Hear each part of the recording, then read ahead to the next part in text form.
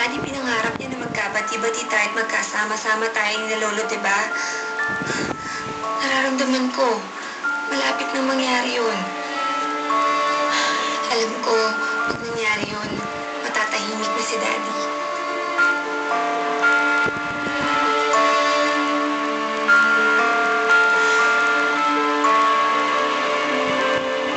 Thank you so much, lalo sa lahat ng sakripisyo mo, ha?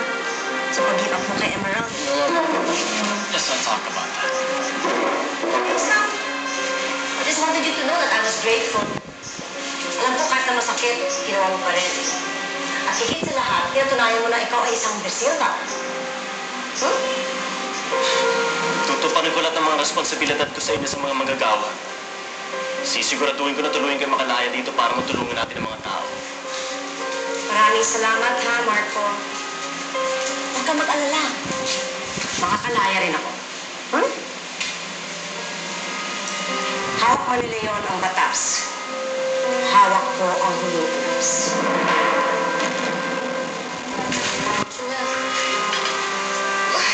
Ate! Wala na. Kagagaling mo pala. Mapapagod ka niyan.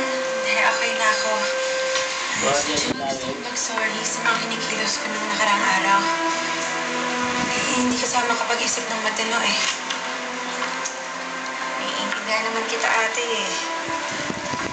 Hindi mo ako naiintindihan, sis. Miski nga ako nabigla sa sarili ko eh. Iba pala talaga pag ikaw ay nag-experience ng heartbreak.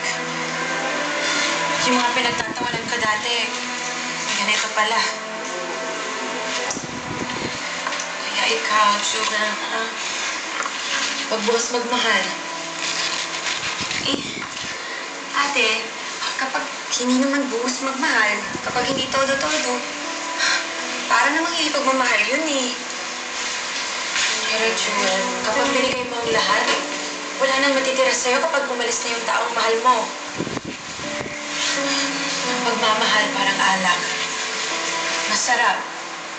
Pwede kang malasing. Baka malunod ka pa. Madali mo makakalimutan ang sarili mo. Kung sino ka, ano ka. Hindi dapat ganun. Dapat hindi lang puro puso. Ayoko na ikaw ay nakikipagpapagyansa ko. Tingnan mo si Jewel. Oras na magkabalikan sa beses lang. Kapwa-tawa tayo.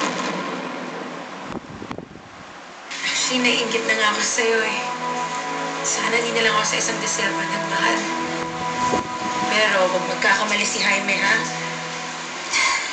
Pag sinaktan ka niya, ako makakaharap niya.